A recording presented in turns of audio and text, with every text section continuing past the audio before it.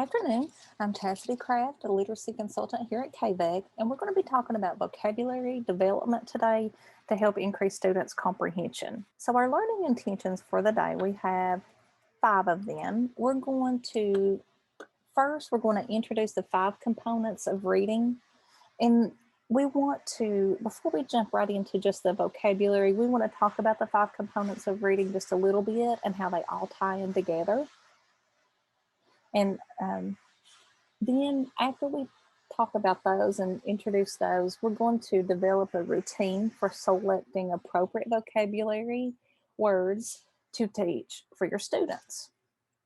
Once you go through the routine of how to select the words, then we're going to go through and acquire steps to strengthen your routine on how to teach the vocabulary words so that the students can learn them and be able to use them and increase their vocabulary development. After we do that, then you're going to apply your selected vocabulary to the student's writing. So we're going to link your vocabulary knowledge and link it to the student's writing. And then lastly, we're going to connect the SDI to the student's IEP, because when you are doing lessons for students, their goals, objectives, the SDI, and also the Kentucky Academic Standards all have to tie in together really pretty. So we're going to walk through all those steps and show you how to make all those connections for you today. The National Reading Panel had developed what they call the 5 pillars of literacy. And these are 5 key concepts that make up reading, reading instruction, and being successful in literacy. The 5 components are phonemic awareness, phonics, fluency, vocabulary, and comprehension. And they all kind of build on each other. You start with phonemic awareness is your basic foundational piece that leads into phonics and then fluency, and then it builds up to the vocabulary and then ultimately the comprehension.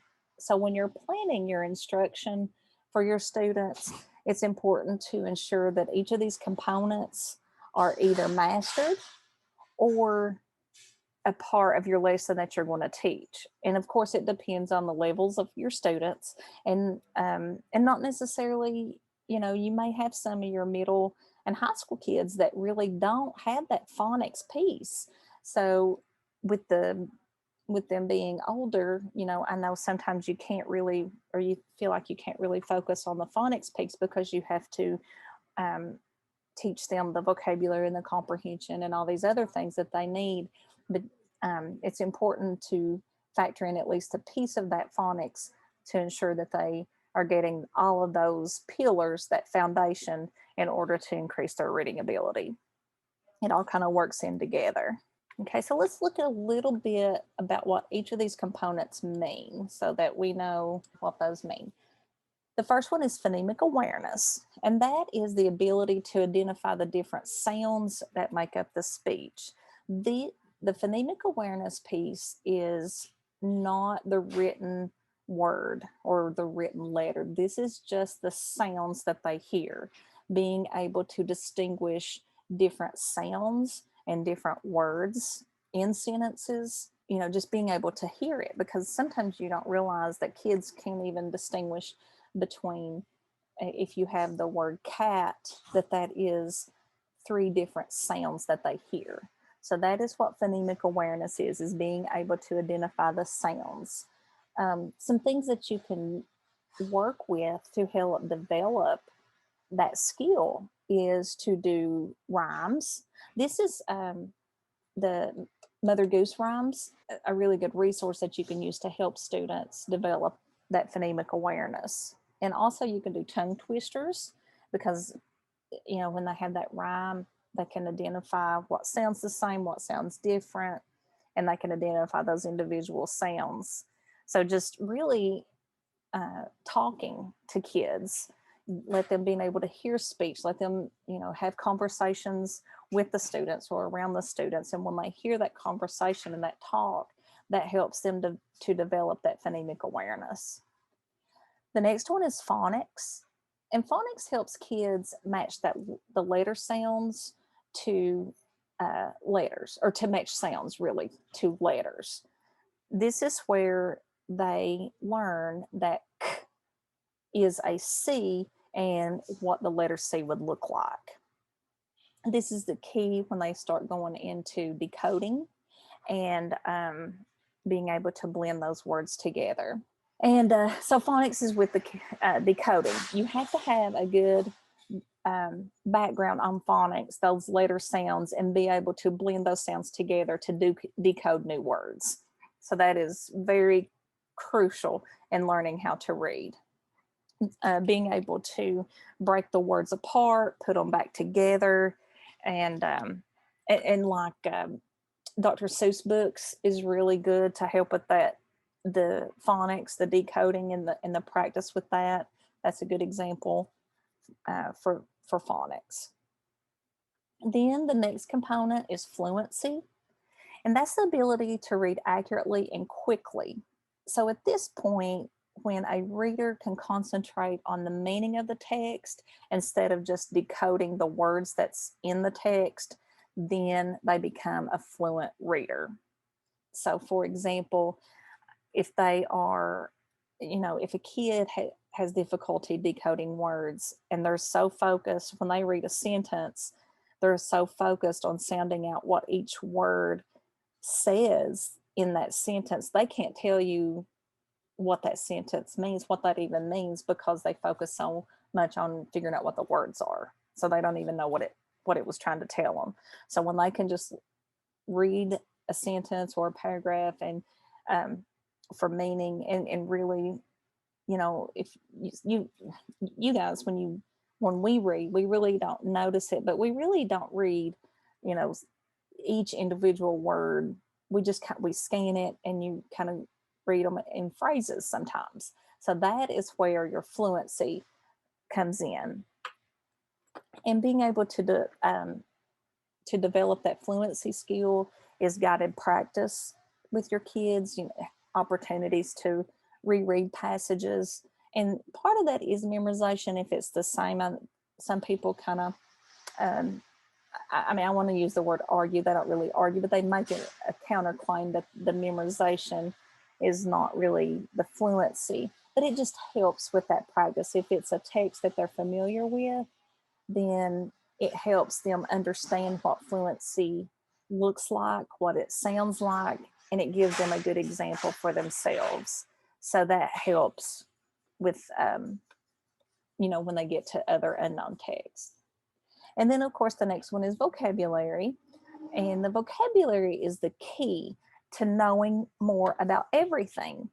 And that goes back to sometimes you have students who they have great decoding skills. They can read anything that you put in front of them, but if they don't understand what those words mean that they're reading, then they don't understand what they've read. I had a little girl one time, I mean, she literally could read the dictionary. So she had no idea what she was reading. And then for vocabulary, again, conversation with kids helps with that, using context clues that they can practice using the context clues in conversation. And then when they're reading text, they can use that same skill to determine meanings of words when they're reading. For example, it just so happened yesterday, using context clues in conversation, my daughter, she's 20. And so, you know, there's a lot of slang and jargon that they use that I don't know what they're talking about. So she was describing her group, her friends had some kind of event that they had done over the weekend. So she was talking about them going to this one facility that they were going to have the event. And so she was talking about it, and she said, yeah, we went and it was really Bruges. I had never in my life heard that word before. And I just sat there. It's like, okay. So she keeps talking about it. And she said, yeah, I mean, it was just so pretty. And, and the, the chairs and the tables were just really, really nice. And so I gathered from the rest of her conversation that Bruges was really nice and awesome and things like that. But what made it funnier is I just kind of, like I said, I never interrupt her when she's talking. I just try to process it as she says it. And then her dad came around and was like, Bruges, what's that? And she looked at him and she went, context clues, Dad. I about lost it. So that's, for me, that's a good example of using context clues in conversation. So when you're talking to your students, sometimes you want to use words purposely that they may not know. But then when you do that, just make sure that you add some words in the conversation to describe it so that the kids can pick up on and add that word to their vocabulary. So, and then of course the last component is comprehension.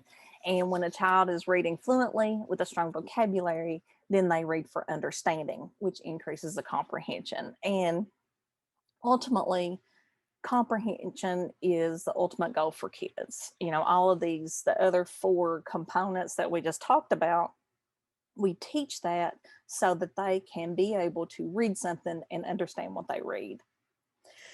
So we want to them in just to be able to read something and be like, oh, okay, I get it. I know what I understand what they're telling me. I know what I need to do if it's directions to help with comprehension for students.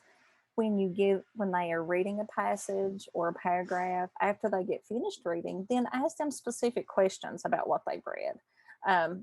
They can be, and mix it up. They could, it could be, who was the character in the story. And then it could also be open-ended questions as well. And that would get them to think a little bit, and it will help them think more about what they're reading and then comprehend their text a little bit better. So Dr. Anita Archer, she is a education guru. She tells us that comprehension is an outcome, not a strategy.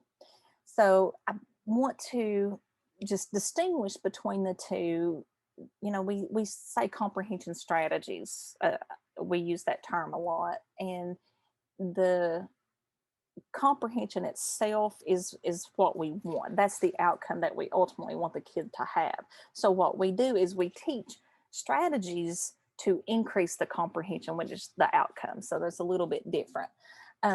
When a student has accomplished comprehension when he or she can read the words accurately and fluently, understand the meaning of the words, has adequate background knowledge, and then can also focus the attention on the critical content. So when they can do those 4 things, they have comprehension of that text that they have read.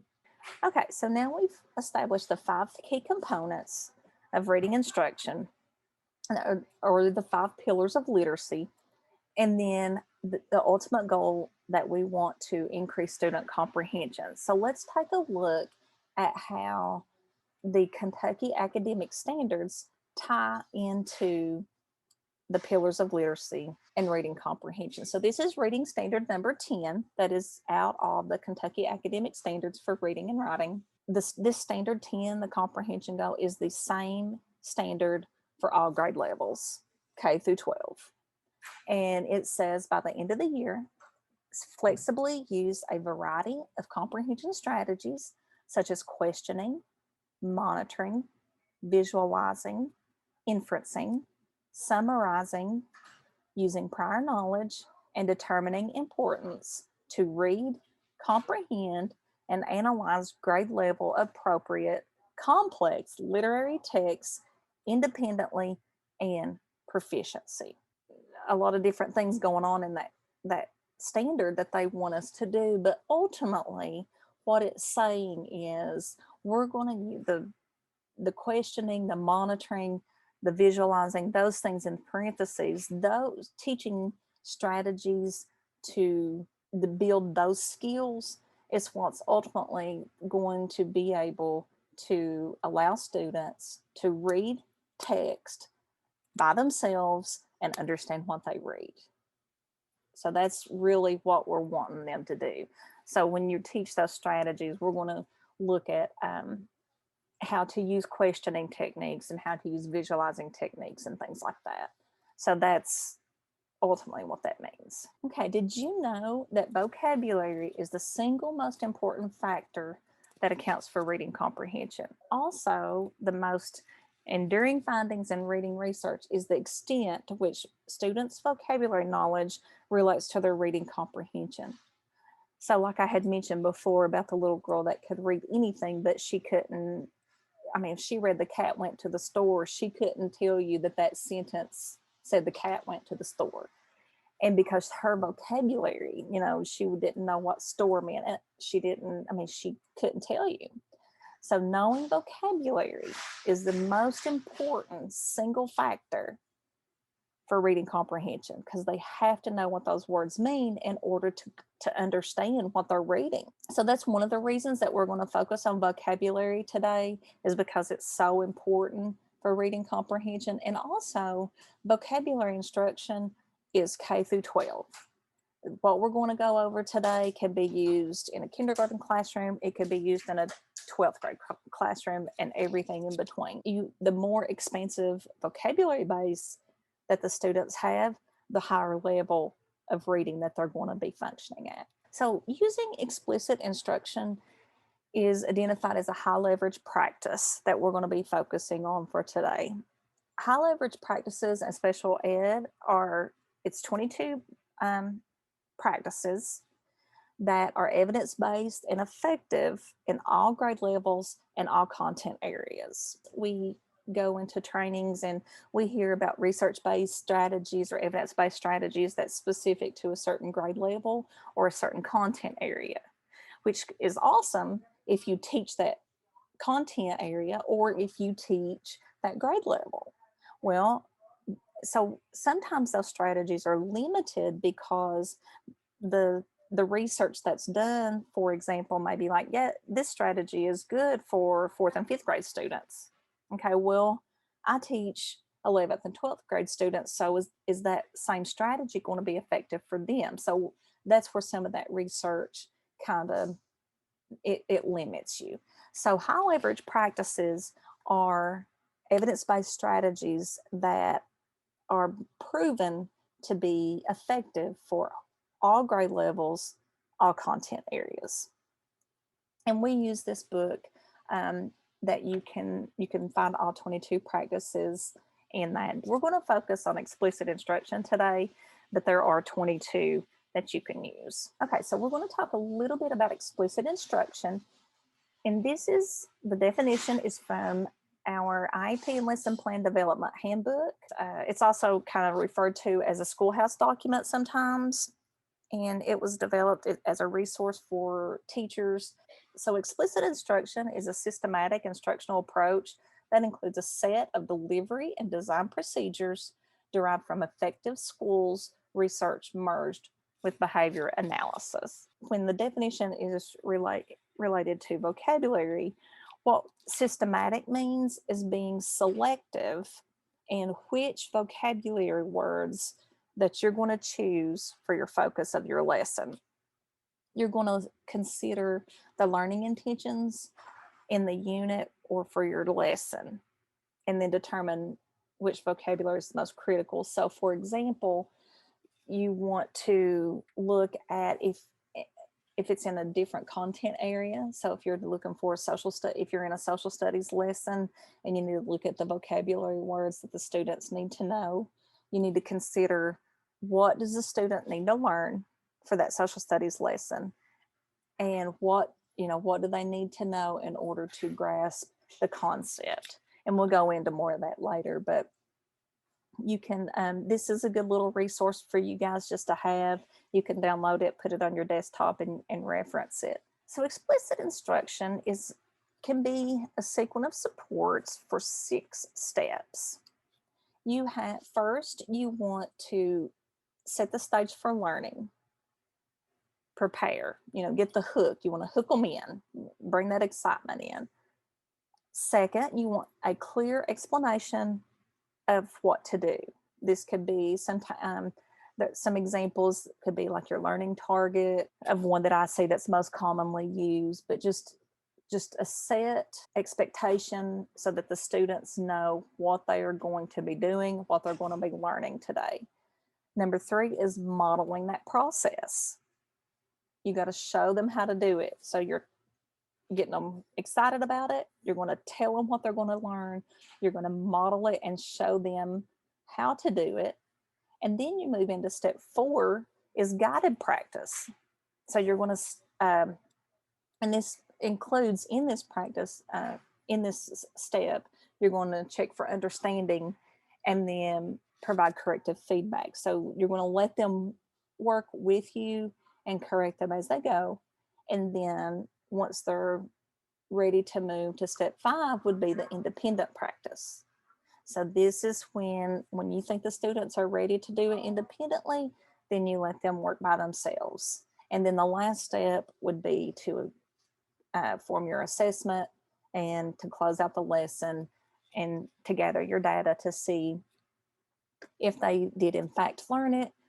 What do you need to go back and reteach, and what do I need to do different? So I've highlighted steps 3 and 4. I've colored those. Those are the 2 steps that will be modeled today when we go through this vocabulary routine. I won't be doing the whole lesson, all the steps just for the sake of time, but modeling and the guided practice is what we're going to be looking at today. Okay, so now we're ready to move in to our vocabulary selection routine. Okay, so look at this 3-tiered birthday cake. So this is kind of a guide that helps you when you're trying to determine which words that you need to teach. And this birthday cake visual that we use come from the book Bringing Words to Life. That's a reference that we use. And when you're looking at what words which words to select, you want to spend time reviewing the words in the unit.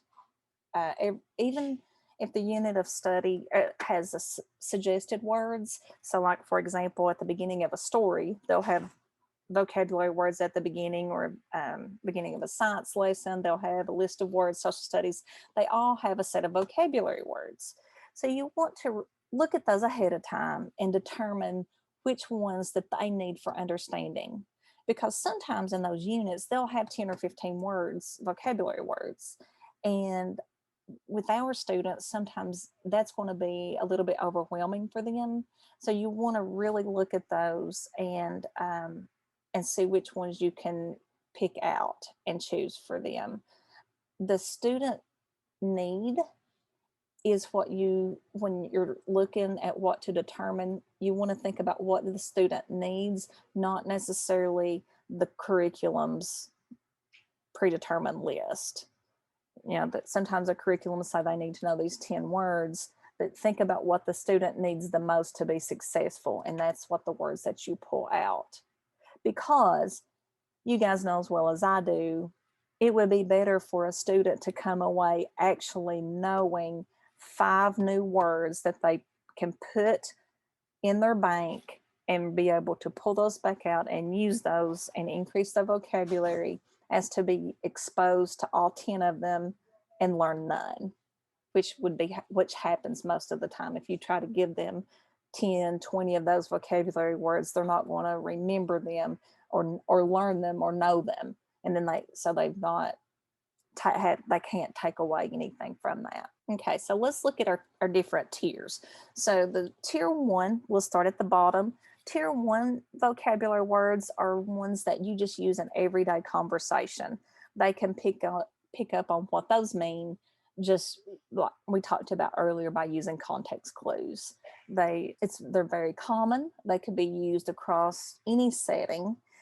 And it's words that, like you see there on the slide, like come, happy, table, those are examples of tier 1 vocabulary words because they could be used anywhere, they're used frequently, and students more than likely can pick up the meanings without any kind of formal instruction on what that would mean.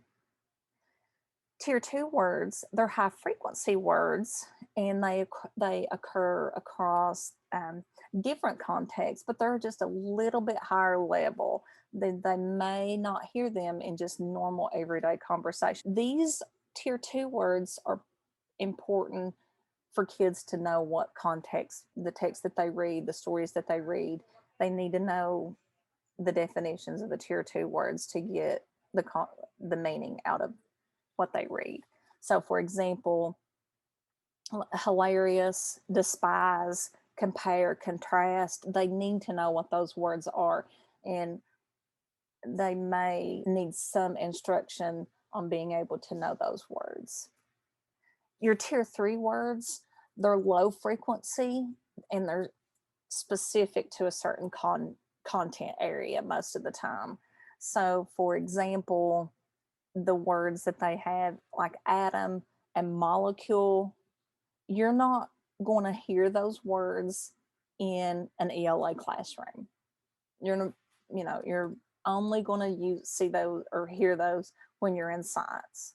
It's important for them to know that because in order for them to get that science lesson, but they're not, that's not something that they're going to use as often as tier 2 words because it's just specific. They're only going to be using it when they're talking about science. When we go through the vocabulary routine, you tend to focus on the tier 2 words because for students, you want to choose words that they're going to be able to take with them and use in everyday life, not just for that lesson or for that content area or that unit. You're building that vocabulary so that they can take with them. When you select vocabulary words, you have 4 steps. The first one is to limit the number of words given in depth instruction to 4 to 5 words per session. And that goes back to what I had mentioned earlier about if they're presented with 10 or 15 words at a time, they cannot learn all 15 or 20 because it's just an overexposure. It's just too much for them to try to take in at one time. So you want to limit the number of words to 4 to 5 per session. And I know that's hard sometimes. You just feel like they need to know all of these words. And, there may be 10 words or 15 that they really need to know, but just don't introduce those all at one time. Break it up into 3 different sessions. Let them learn those 4 or 5, be able to store it in their long-term memory, retrieve it, and use it. Once they get those, then move on to the next 5, then move on to the next 5. So break it down so you're not really lowering your expectations for those kids. You're just providing that scaffold of breaking it down in chunks and giving it to them a little bit at a time. And that way they get it and then they can move on. Number 2 is select words that are unknown. Now, this one might seem a little bit obvious, but what we mean by that is sometimes if you look at a story in a book, they have, like I said, 15, 20 vocabulary words. Well, some of the words that's listed, students may already know them. So, like, for example, in a 4th grade story, they might have the word secret as a vocabulary word. Well, usually by 4th grade, most students are going to know what a secret is, what that means. And you don't want to waste your time on going through secret if they already have an idea of what that is. You're crunched for time. You don't have a lot of time. So you want to focus on words they don't know. And so you can build that vocabulary. It may be something that you can do a light touch on. You can just review it really quickly with using secret as an example. You can, talk about it and provide an example, let them, give you an example and just briefly talk about it one time and then move on. you don't want to waste time on words that are already that they're already know. Number 3, select words that are critical to the passage understanding. The purpose of vocabulary words is implemented to improve the student's understanding of a passage or the knowledge of a unit for science or social studies or math, something like that. So when you see those content specific words or words that may be critical to them understanding what they need to know, just consider how important it would be, because sometimes, like atom, for example, that might be something that's pretty critical. For they need to know what an atom is in order to understand that content in science. So atom would probably be one of your vocabulary words. It changes with each child, it changes with each unit or each subject area. You just sit down and you have to look at it and see what's best for your student at that time. And the last one is select words that can be used in the future. All the time our goal is to give them the bang for their buck. When you're looking at these vocabulary words, look at words that they're going to be able to use in general conversations when they're older. What would be beneficial for them once they get out into the real world, once they get a job, things like that. Things that's just maybe something that's kind of common knowledge per se, but they don't have that in their common knowledge. You might want to use it as a vocabulary word because you want them to be able to have that knowledge. Okay, now we are getting ready to talk about the instructional routine. Now that we have those words selected, now we're going to go through how we're going to teach those words to our students.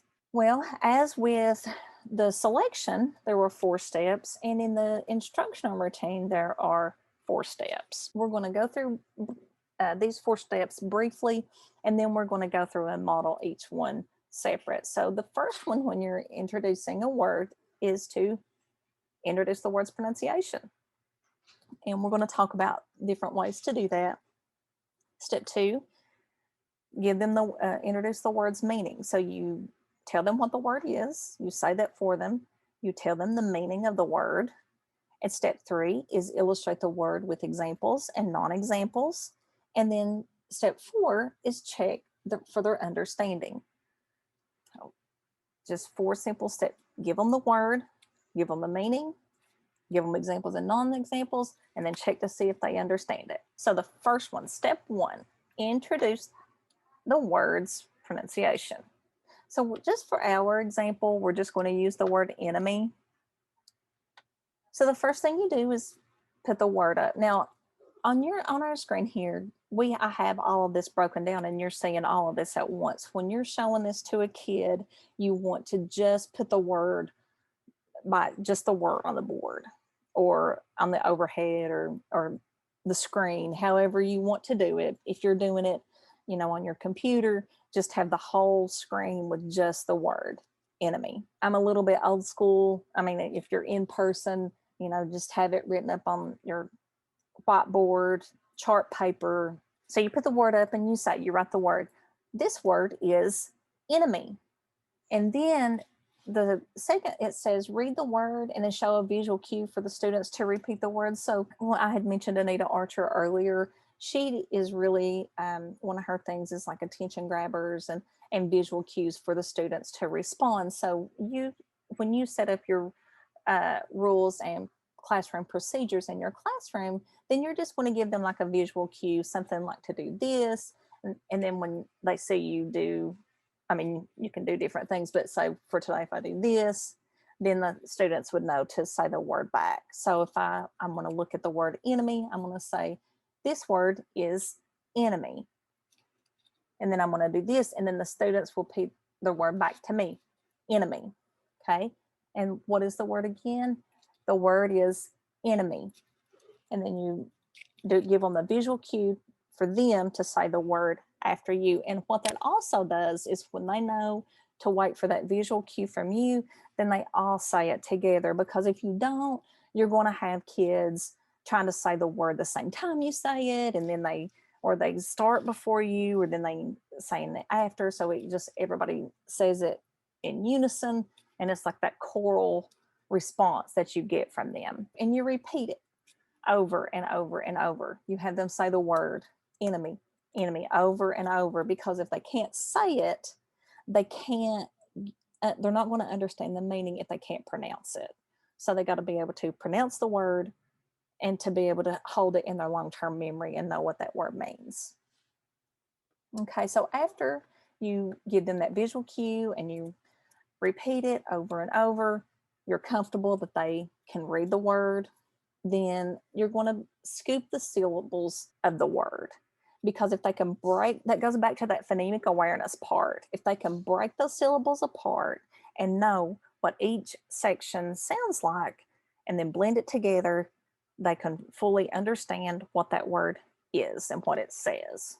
So if we were to scoop enemy, then we would, and I would write this on my chart paper, and I would do the scooping motion with I would draw it first with a marker as I said it, and then I would use my hands after that. So I would just me, me, enemy, and then I would do that.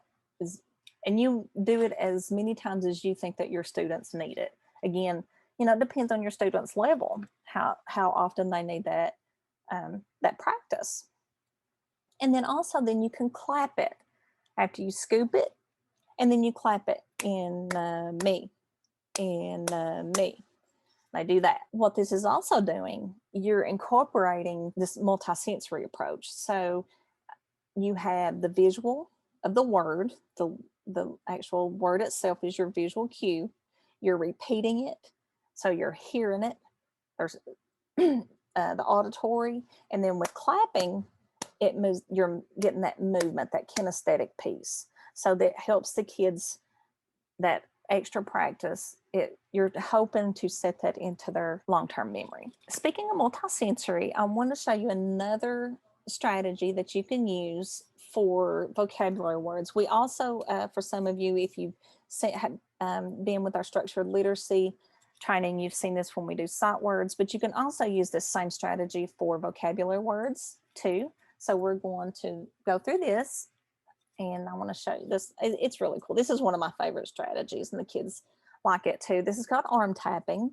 So for example, we'll use enemy again. If you are right-handed, so you're going to hold your left hand out because you write with your right hand. So you're going to use this, and I may be backwards to you guys. I'm not real sure, but anyway, you're going to use your right hand, and then you are going to tap the syllables. So for example, with enemy, then you are going to say E-N-E-M-Y, enemy, E-N-E-M-Y, enemy, E-N-E-M-Y, enemy. 3 times.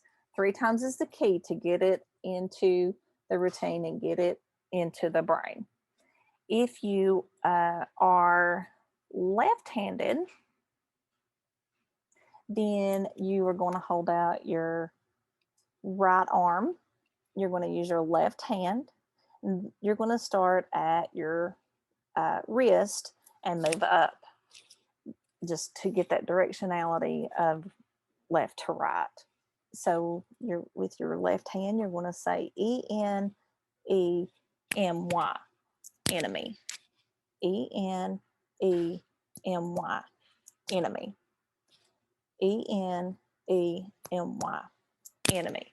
Now, at this point, they're not going to know how to spell it because you just gave it to them. And so you can do a couple different things. If you see like the picture on the screen, she has the word or held in her hand. So they can write, you can write the word on a Post-it for them, or they can copy it on a Post-it. You're going to have it displayed up on your board or the chart or wherever you have it displayed, so they see it there also. So if they can look at it from the board and be able to see it, that's fine. Some kids may not be able to have that eye-hand coordination that they can look to the board and then back down to their arm. So you can put it on a Post-it or a index card or something, and they can hold it at the end, and then they can just be looking straight down at it and then move up their arm. So either one, is fine. You can use once they get comfortable and do that a few times, you can take the word away. So you can take that index card away, you can erase the word off of the board and see if they can still continue to do the arm tapping without the visual cue. So that's just one of the ways that you can check for their understanding to see if they can spell it, if they can say the word. Okay, so step 2, we've introduced the word's pronunciation, they've practiced it, they've broken it into syllables, they've arm tapped it. Then we're on to step 2, and that is introduce the word's meaning. Now, when we introduce the vocabulary words, when we introduce the word's meaning for students, we're going to use a student-friendly definition. And I have provided a dictionary definition for you for the word enemy to prove our point. And so let's look at the student-friendly definition for enemy. An enemy is someone who hates you and wants to harm you. They're going to get that. They can understand somebody who doesn't like them or doesn't like somebody, or if somebody wanted to harm you in some way, they can relate to that and understand that what an enemy, oh, okay, I can understand that would be an enemy, somebody who doesn't like me. I can make sense out of that. As opposed to looking at this dictionary definition, it says out of the Webster's dictionary, one that is antagonistic to another. Now, if a kid doesn't know what enemy means, they are not going to know what antagonistic means. So that is why we use a student-friendly definition. I know there are times when I look up a word and it's, you have this dictionary definition and there are words in the definition that I don't know. I had to look up that word and it gets real confusing for students. So you want to just use it, make sure that it's student-friendly because it's relatable to the student so they can understand it. Okay, after another strategy that you can use to help with the meaning of words is to use morphology. And you also have access to that. You can make a copy, you can use these, you can make a copy of it and use it as you want. So of course, these are not all inclusive, but these are just some prefixes and the word meanings, to help you break down. So you're kind of breaking the word apart, seeing what they mean, and then coming up with your own definition. I think it's fun myself. I love looking at words and seeing what the word parts mean and coming. It's fun, but it also helps kids understand that they can figure out what words mean on their own. And when they come to that realization that they don't really have to look up every single word, they just, it just opens up this whole new world for them. And then they get so excited. For example, RE, the prefix RE. Okay, that means again. And then it gives you some examples. So it gives you, okay, so redo. Okay, I'm doing it again. Okay, what about replay? Oh, I'm playing it again. Things like that. When they make that connection that parts of words have their own meanings, then they can come up with their own. Now, obviously, they're not going to learn all these. So what I would do when you want them to use this strategy, I would give them, like a sheet, or if you want to have these, if you want to have these displayed, however you want to use them, but I would not have them try to learn them. I would just provide a chart with the meanings on them and have them work through those and find the meaning and things like that. So there's some root words, what they mean, some suffixes and prefixes. So you have those that they can use. And enemy, of course, doesn't have any, so I had to use a different word. So let's look at the word disgusting. Then the DIS, the prefix DIS means not apart, away, or reversal. The root word of gust means flavor or taste. And then the suffix ing means belonging to, or the act of doing, or a present part of something. So when you break those apart, and then if you look at these definitions or these meanings right here, then, if the word disgusting is like, okay, the flavor or taste, and maybe the word not. So not liking the taste of something. So it's the ing is like it's belonging to this flavor that I don't like. So disgusting could be described as a flavor that I don't like. So you can kind of see how you can break that apart. I want to show you this too. It's a graphic organizer that I really like, and you guys will have access to that. This is it's a word map. You put your word at the top, and it really just kind of breaks it down like we did here. You put each meaning in each box. And what I like about this one is how I talked through disgusting on this one. I said, okay, so flavor, not liking the flavor. This belongs to not liking the flavor. So I'm going to say that disgusting is something that I don't like the flavor. So then after I come up with that, then I'm going to write my prediction of what I think that word means. So I'm going to put that right here. And then I'm going to look up the definition just to double check myself, just to make sure. Then they can self-check, to see how close they are. And it's not going to be, sometimes it would be, we've done this, and sometimes they're dead on. And then sometimes, but they're always close enough to where they can see the connection between the two, and 9 times. And then this is their student-friendly terms. These are their terms. So if they can make that prediction themselves, they're going to remember that because they broke it down and worked through those meanings, and then now they can make that association with that and make sense out of it.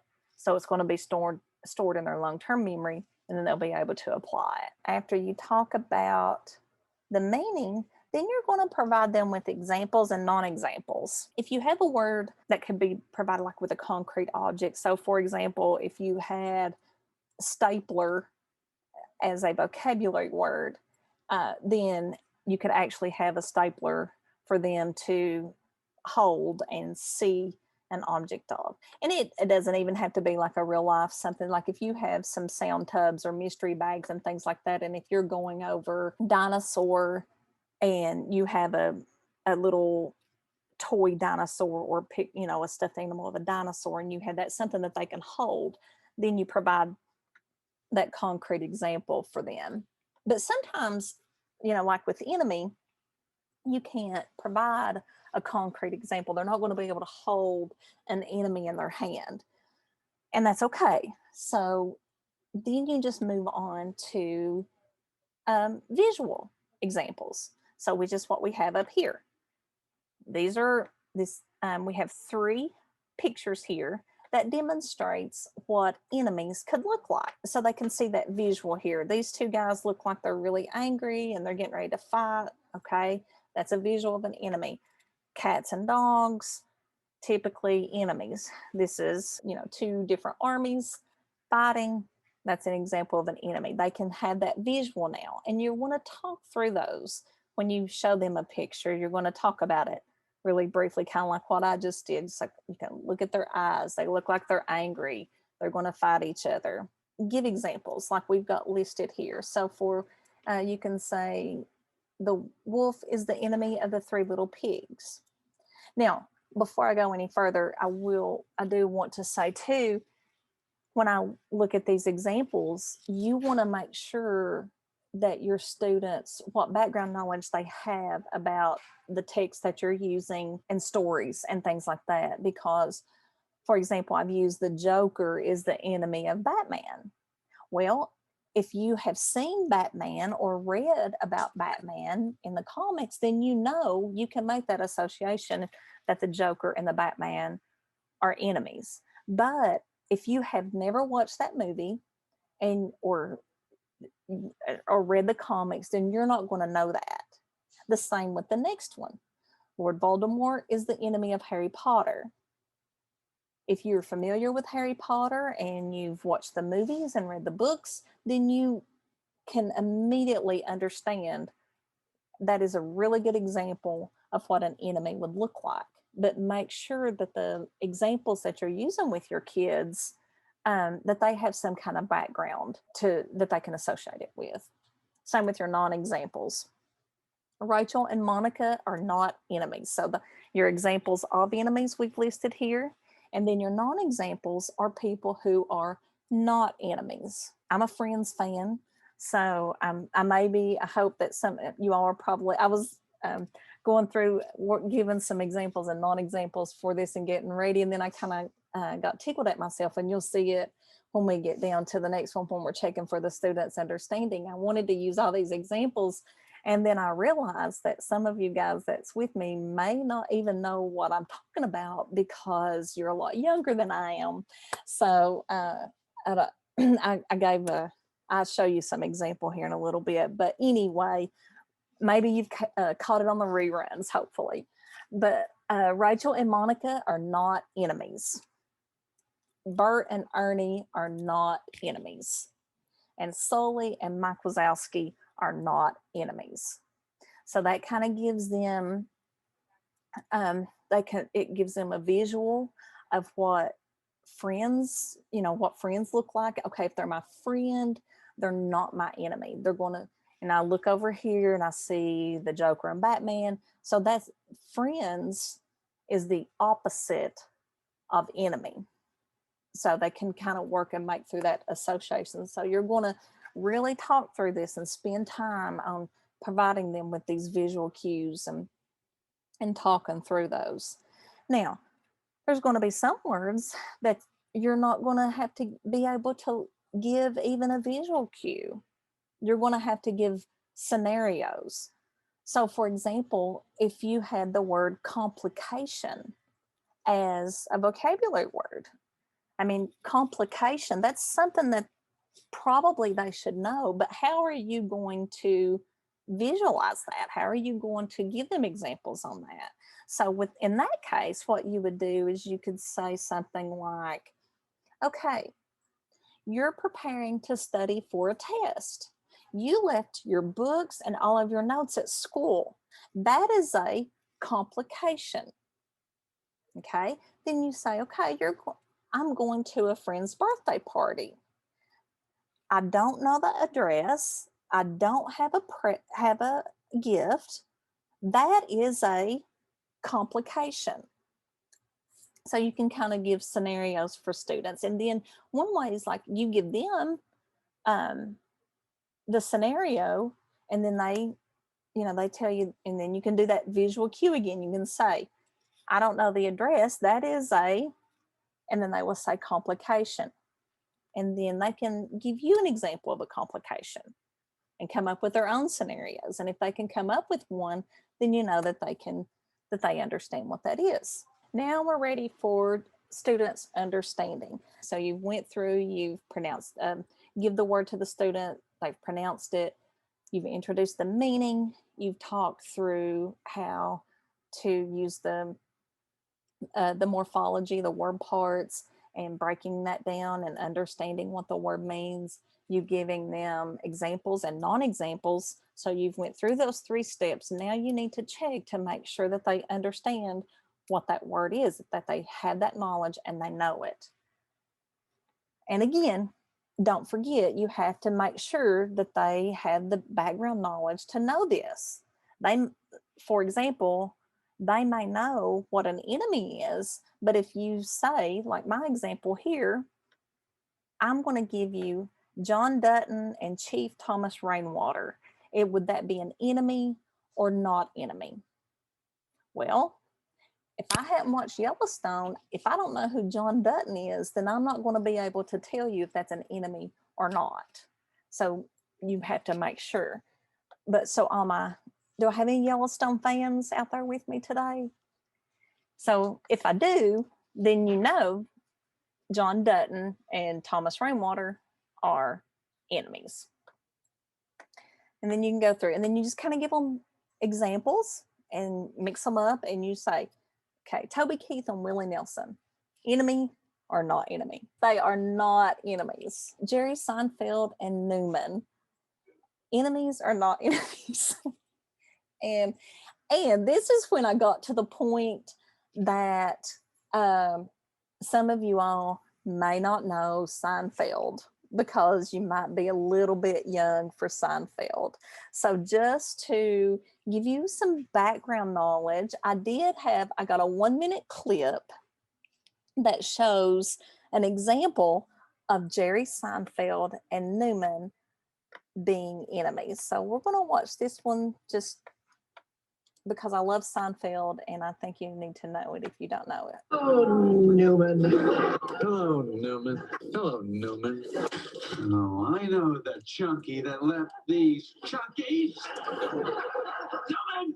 Someone who is unencumbered by any emotional attachment. Someone whose heart is so dark it cannot be swayed by pity, emotion, or human compassion of any kind. Hello, Newman. I don't know. They're deranged. Hello, Newman. Hello, Newman. Hello, Newman. Hello, Newman. Hello, Newman. Hello, Newman. Damn you, Seinfeld. You're a useless pustule. It's so great to see a show that's about something. Good night, Newman. Hello, Newman.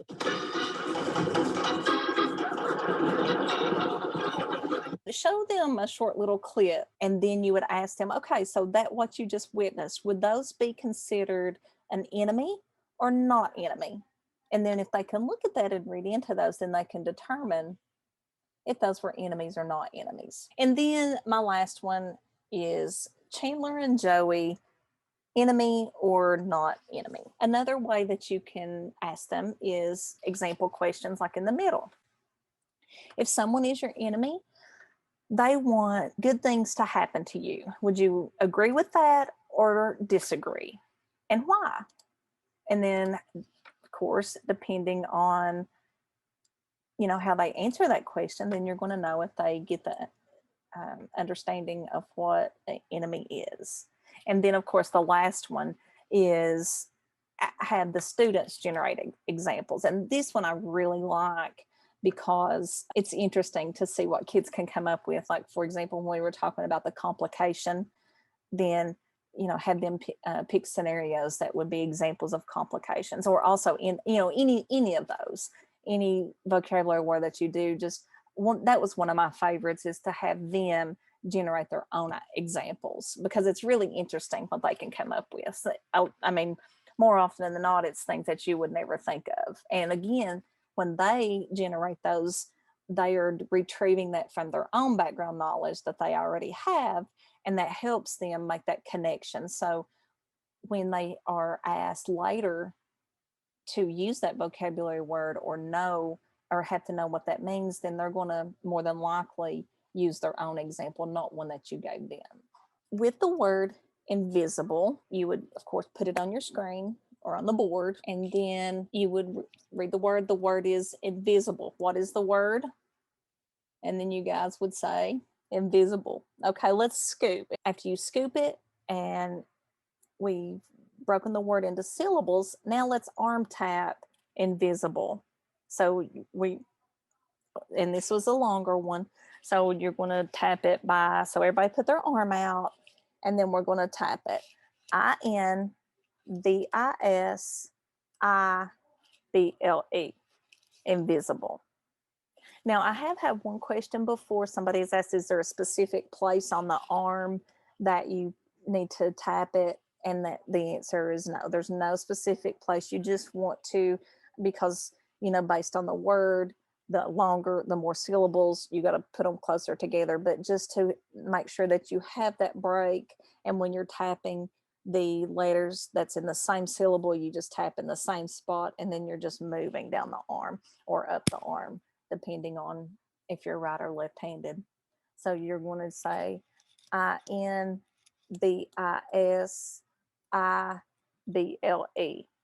invisible. You do it 3 times. INVISIBLE, invisible. INVISIBLE, BLE, invisible, 3 times. The second step is introduce the word's meaning, and we want to use a student-friendly definition. Can't be seen, not seen. Good. Yes. Can't see it. Exactly. Okay, and then looking at the morphology aspect of it. Okay, if you break that word down, so you have your prefix of IN. So IN can mean not or in. And then this one right here, BIS, it is related to see, being able to see. And then the suffix BLE, that just forms the word into, so with that, we know that IN is not, the VIS is being able to see, relating to being able to see. So that right there, you already have it, is seeing and not see. You can't see it. So it's so cool. I mean, that is probably my favorite strategy. So now that we have that, we've broken it down. We've got the word's meaning. Then we're going to illustrate the word with examples and non-examples. So what would be some examples and non-examples of invisible? I'll start out and give you one. One example that you can give would be invisibility cloak. We have one example. How about a non-example? You see Doug sitting in your chair. Do you see Doug sitting in his chair? Yes. Then Doug is not invisible. Okay, then check for students' understanding. The key thing is with 4 to 5 words, going through this process with each of those words, it may take you 20 or 30 minutes, and that might be all that you do for that day. You may not get to anything else, but it's so important that they know that vocabulary. It's going to be worth taking that extra time to go through that. Another statistic I read, that vocabulary, as important as it is one of the most overlooked teaching strategies, as far as to spend the time that we're talking about right now to go through this and really dig into that. It's often overlooked, and we try to just touch on it at the beginning and move on, and they're not really getting it. But we need to just kind of back up and go through this process. And also, it at the beginning, it may take you 20 or 30 minutes to do 4 or 5 words, but as you move on and as they are exposed and develop more skills, you might not have to spend that much time every time for each session that you want to go on the words. Again, it all goes back to your students' level, their independent level, where they are and what they need. But it's just very, very important that you take the time that they really know what those words are before moving on. We talked about our 5 components of reading, how they all work together to increase student comprehension. We've talked about how to select your vocabulary words to teach to your students, how to teach those words to your students. And now what we want to do is, once we have that vocabulary, how they can apply it to their writing. Why is it important to teach reading and writing together? Some of the research that we have read talks about how writing leads to improved reading achievement. Reading leads to better writing performance, and then both of them together leads to improvements in both areas. Engaging learners in the greater variety of experience when provided with reading and writing instruction or combined leads to a higher level of thinking when the process is taught together instead of separate. So when they generate their thoughts and are able to put those thoughts in writing, it gets their that higher order of thinking. And last, educators can be most effective in helping students to become better readers, writers, and thinkers when they weave integrated reading and writing activities into their literacy instruction. It encompasses the whole literacy component together. Okay, so the activity that we're going to do today is writing. It's called Writing with Authority. It's domains specific vocabulary. And this activity that we're going to talk about is actually from the book the Writing Strategies book that you see on the screen. This activity can be applied grade levels 1 through 8. And also, if you have high school students, you can still use this same strategy because more than likely, if you are working with the students, they're not on grade level, and you can use that middle school activity for those high school students. You can use it when you're developing informational, nonfiction text, opinion, persuasive writing. And you can also implement it to teach developing, drafting, and revising skills. So this book I highly recommend. And there's also it's called the Reading Strategies book, and it's set up the same way. So we're using domain-specific vocabulary with our writing for today. Now, what we're going to do, so in these prompts that I have written on this slide are the prompts that is written in this book.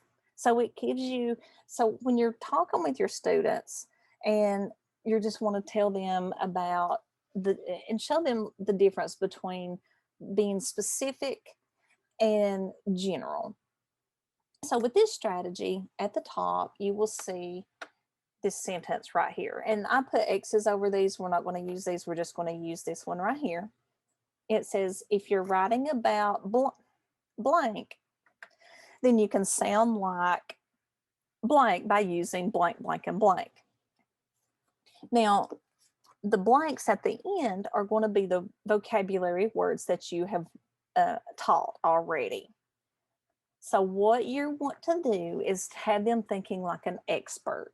So you want to have the purpose of this is to strengthen their writing, because I mean, I'm sure as you guys have seen already, if they're able to put words on a paper, it's so basic.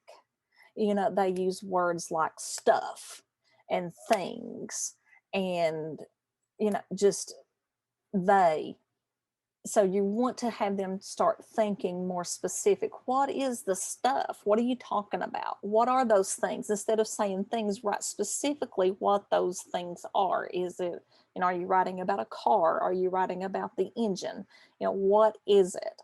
You have them start thinking. So the word you want to use is like an expert, because you give them an example and you talk about, you know, if you were, when you have authors of books, they are the expert in something. If you're going to read a book on how to rebuild an engine, or watch a video even on how to rebuild an engine, those people are going to be very specific because they are experts on how to build that engine. They're not going to tell you, yeah, you're going to put this thing and stick it over the side of this, whatchamacallit.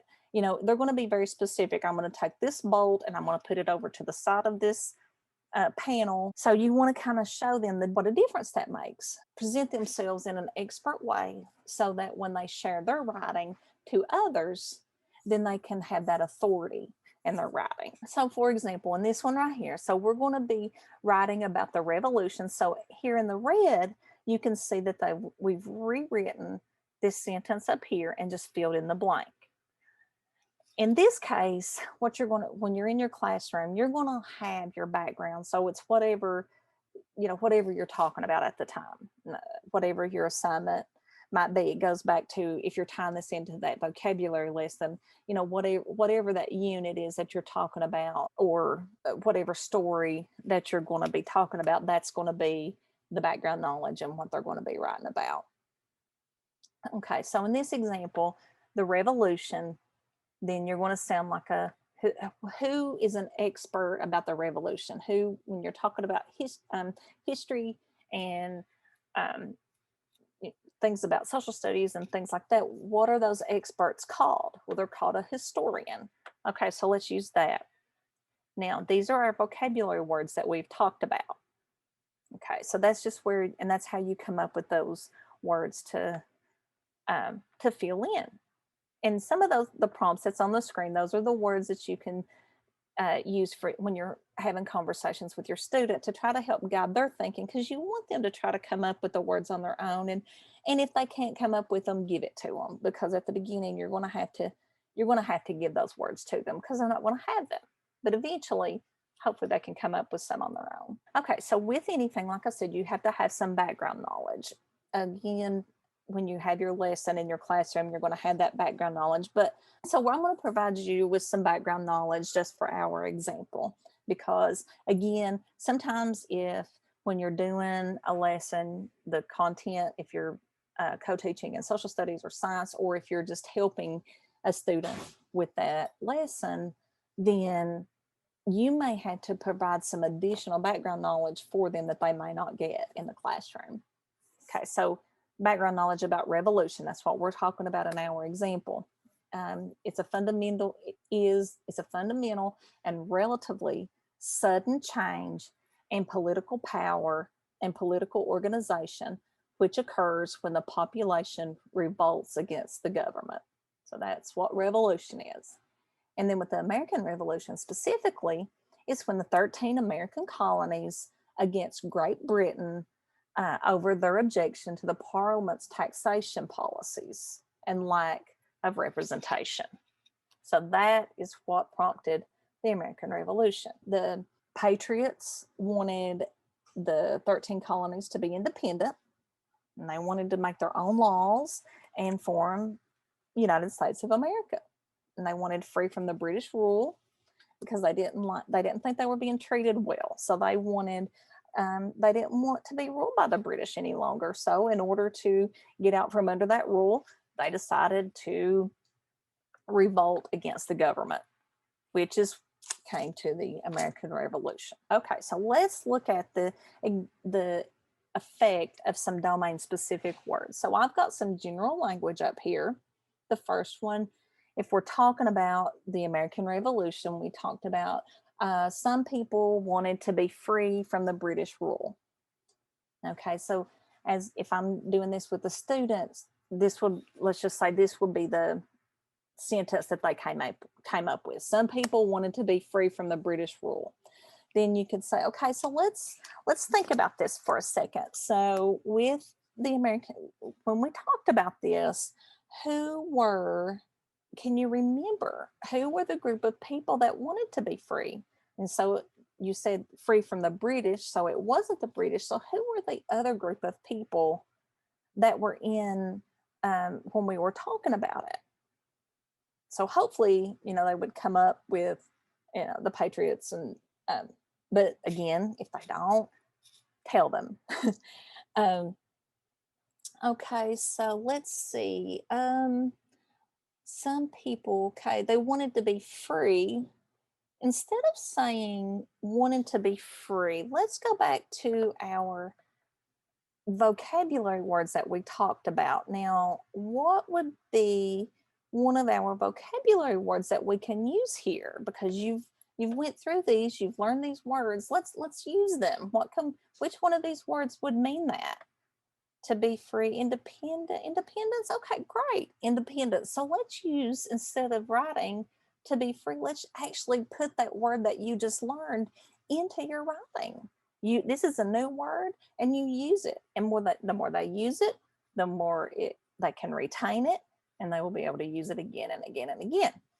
So then, after you have that conversation with them and help them come up with the more specific language, then they might come up with the sentence of, instead of some people wanted to be free from British rule, then the more specific would be the Patriots wanted to gain independence from British rule. Okay, so those two sentences are saying the same thing. However, by just changing one or two words, look at the difference in the writing, in the quality of that writing. How it just seems, the specific language just seemed to be such a higher level than the first one. And the only thing that we changed was some people to Patriots, and to be free to gain independence. So you're just trying to guide them into using that, and it just makes a big difference. Okay, let's look at the next one. Many of the colonists did not like the British government. Okay, that is a true statement. That's true. So let's think about that for just a second. So again, the colonists, who were they? What were they called? What was the group that didn't like the British government? Did they have a name? And try to talk them through that.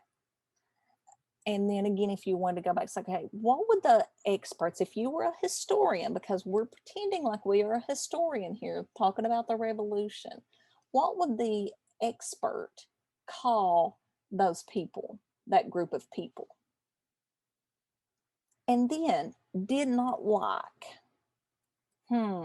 Okay, so let's think about, did we have a vocabulary word that we went over that would describe people that did not like another person? Think about, because they remember, they only have 4 or 5 to choose from. So if they don't, and again, you're going to have those listed for them. You're going to have them, have them there. And of course, we have these 3, and then we're going to do enemy. You want to have them talk through it. And yes, it is an enemy. If somebody doesn't like somebody, they are the enemy.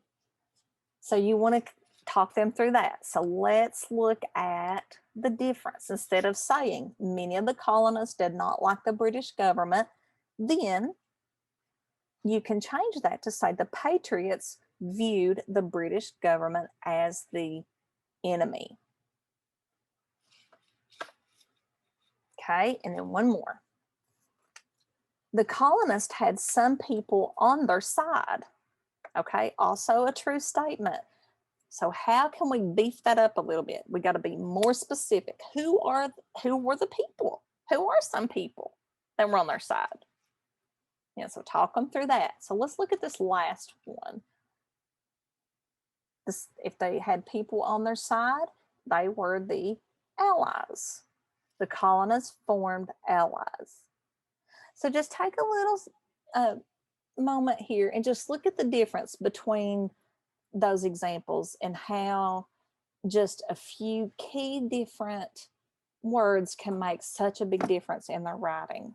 And I think the biggest thing too is for the kids, because I know when you have to start telling, especially, I know 5th grade, they start getting hit really hard with having to write, longer essays and things like that. And they hear the word open response and they just shut down. Or they hear that they have to do on-demand writing and they just shut down immediately. So what we want to do with our kids, because we know that we have some kids that, we need to start with forming sentences. So, in order for them to write that 5-paragraph on-demand writing prompt, they got to be able to form a sentence first. So that's why we want to break it down for them, break it down for the students. One sentence at a time. You put these 3 sentences together that we've put on this screen, and we can put that together and make a paragraph. So if you break that down for them one sentence at a time and take it like that, and then realize when they go back and look at their writing, when they have to revise it, because sometimes too, when they look and they have to revise things, they think that it is, they have to just, I've seen it done, they'll just wad up the whole paper and throw it in the trash can. And of course I'm like, no. So we go pull it out of the trash can, spread it back out, because I want them to see that they have good work on that paper. They just need to maybe change 1 or 2 words to fix it. And if we could get our students to see the difference that just 1 or 2 words can make in a sentence, then hopefully, that they will get that to where they realize, okay, I can do this. It's not as daunting as I think it is. I can handle changing 1 or 2 words. I just don't want to rewrite the whole thing. And once they can realize that, you'll get a little bit more buy-in from them. And then you'll see that excitement come alive as they start once you start talking through that with them, and they can start, building that specific language themselves. And the first time I do this activity, to practice it, because essentially being a social studies or a science, I mean, you want to do it anytime, but they're going to have to be doing those type of things in those classes. But what I would do is I would teach this strategy with something totally different at first. For example, I keep going back to building the motor, and that was just fresh in my mind because my son was talking about watching a YouTube video about these guys rebuilding a Ford motor. So he was just talking about that last night. So that's why I keep going back to that. But that's just a good example of getting something that they're interested in and getting something that they know about. So a lot of times you will have boys. I had a little guy that, and he was writing only. So he could read. He did not have a reading goal, but he was LD in writing. Well, he loved dirt bikes. That he raced them. Knew all about them, and he knew more. I couldn't give you general language about dirt racing and dirt bikes, but he knew the specific language because he lived it and loved it. So that's why I used that topic to get him to write. And that's what, you want to find something that they're interested in. So the first time through, I scribed it for him because I was like, okay, tell me about this. Tell me about your race this weekend. What'd you do? And I wrote it down because the reason I did that first is because you want them to start that thinking process. You want to get their juices flowing. You want to let them start thinking about it. So and then you want to capture their thoughts. They're not they're not going to be able to do both at first. So you want to capture their thoughts. And I just, so then after we wrote it down and we have some general language. So then I took it, and then I took because I had to write really fast. So I took one sentence at a time and put it on a sheet of paper. I was like, okay, look at this sentence. This is what you said. And I had sincere questions about it because he was just talking about the races and he had just some general things. And I asked questions in order to get clarification on what he was talking about, because I didn't know how they set up the races, how they lined up and things like that. So when you start asking those questions and when he's providing you with those specific words about the race, then he can see the difference. So that and then once he got he could see, and saw the process that we were doing, then he was on board to do it, to go through it. And then I moved on. It's like, okay, now this time you write as you tell the second part of it. And then you just kind of go through that. So think of something that do it with something they're interested in. And then that way, when they move on to having to do a social studies or a science lesson, then you'll get buy-in from them. They're familiar with that strategy. They can use it and be more successful with their other content area subjects. These are some sentence starters that you can use, because if a kid has fluency issues, writing fluency issues, which many of our students do, they have difficulty even starting out what to write about. You give them a writing prompt and 2 minutes to write, and they sit there and don't have anything on their page because they don't know what to write about. So when that happens, you can have some examples of sentence starters like we have here on the screen. And it starts out, and yes, they are filling in the blank. Yes, they are.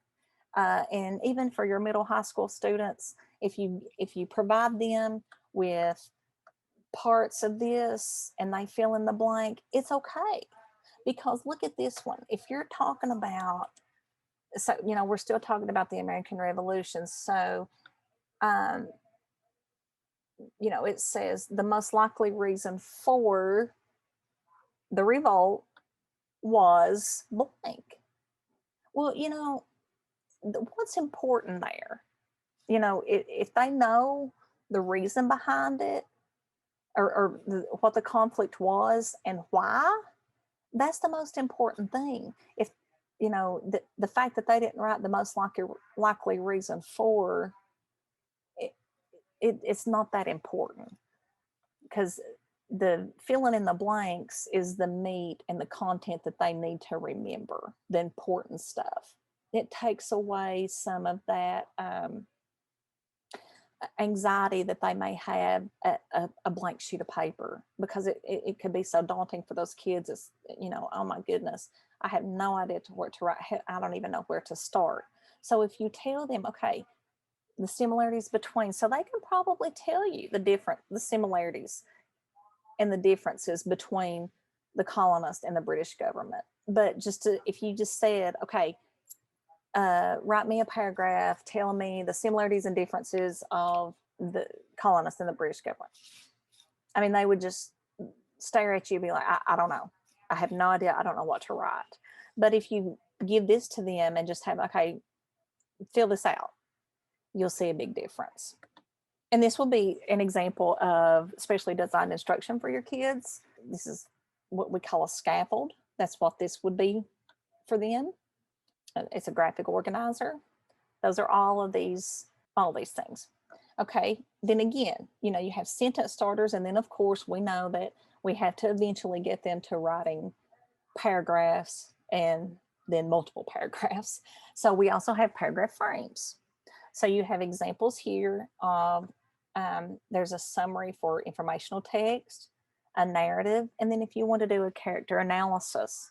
So what this does is it just, well, I mean, it's a graphic organizer. So what it does is it helps the student organize their thoughts, to let them think, okay, this is what I need to focus on. Like with the character analysis, it has them focus on one character. How are you going to describe that character? And then they have to go through and find specific examples in that story that would support, if they said the character was brave, then how are they brave? Give me some specific examples. And then they're able to, so that goes into your reading comprehension. They go back and they read it. They pull out those details, reading for details. If they don't know how to read for details, then you can look up in your reading strategies book, reading for details, do activities for that, so they are able to do that, and then able to put it in writing. It's very helpful for them, and it really helps with their writing foundational skills. So let's look at the example. So this was the one on the left, is the narrative that was here in the middle. I just chose this one. So this is the one that you would give them. And then over here is the completed one. So your blue text is what is listed over here. And then they just filled in the blank. And look what a beautiful paragraph this turned out to be. And if you really look at the difference in the text, you know, the black, they ended up writing a lot. So they just needed that little bit of a start just to help guide their thinking, to streamline it, to get them focused on what they need to focus on, what they need to think about. So, for example, it says the title of this story was My Summer Vacation. The setting of the story was a cattle ranch in Texas during summer vacation. And then, you know, if you look over here, it says blank was the main character. So then they just filled it in. Wallace was the main character of the story. Well, what did we learn? In the story, we learned that Wallace was a young city boy who was spending his summer with the crew on the ranch. Okay, and then what did we learn? His main problem was that he had to learn all of the skills of a wrangler, such as how to move the cattle from one location to another and use a lasso properly. At first, and then, okay, so what you want to, and this guides you. How did he try to solve it? At first, Wallace tried to resolve this problem by carefully observing the ranch hands and mimicking their behaviors. Later, how did he decide? Later, he tried to resolve the problem by asking the other wranglers, the ranch manager, and even the cook to teach him ranch skills. And then in the end, the following happened. Wallace stopped a stampede. So you can see how it really, and they're really just pulling those little details out. So but it really helps, and it really builds their confidence and eases that anxiety for them. And because writing, like, I mean, I'm sure as you all know, it's a bear to teach kids. It's so difficult for them. Now, last, what we want to do is we're going to connect this SDI to their IEP. You know, we have a big task as special ed teachers. We have to determine the child's weakness, that skill that makes them weak. How are we going to teach that skill? What specifically designed instruction are we going to provide for that child? How are we going to use the right tools to measure their progress and connect to that? Does it all connect to the goal? Does it all match? Are we measuring the skill that we said that his goal, that was going to be his goal? And we have to tie that goal to that Kentucky academic standard. So it all has to tie in together. So like I said, for today, this one all ties into that comprehension goal that I had mentioned earlier. Now, connecting the SDI to the IEP. When we want to look at that, we want to see what the goal is. Okay. So this is an example of a vocabulary goal and a comprehension goal. So I'm not going to read it to you. I'm just going to give you I'll shut up talking here in just a little bit, let you guys read it. And we did highlight the SDI part in yellow, just so that you can see this is what everything that we've done today falls under this category that supports this right here. And this was pulled from that schoolhouse document that we mentioned earlier. So you can kind of see how that all ties in together. But this is the part of your goal that we worked on today, because you always have to determine what SDI are you providing for that kid. And the SDI is what is necessary for that student. What does that student need in addition to something, you know, not every student gets. They need something additional, specific, in order to get this goal. That's what your SDI is. So what we did is we tied at the top in blue are the Kentucky academic standards. Some of them are the standards specifically, but most of them are the guiding principles that that will help you go, that would lead you to and then there's a link to the standards progression over here that will help you go to, like, because it's difficult when a student is in 6th grade, but they are writing on a 2nd grade level, then that kind of gets confusing. So you're going to have to look at those 2nd and 3rd, 2nd grade standards versus the 6th grade standards. So the progression gives you an idea of what is expected throughout all the grade levels. So this is the blue is related to the standards.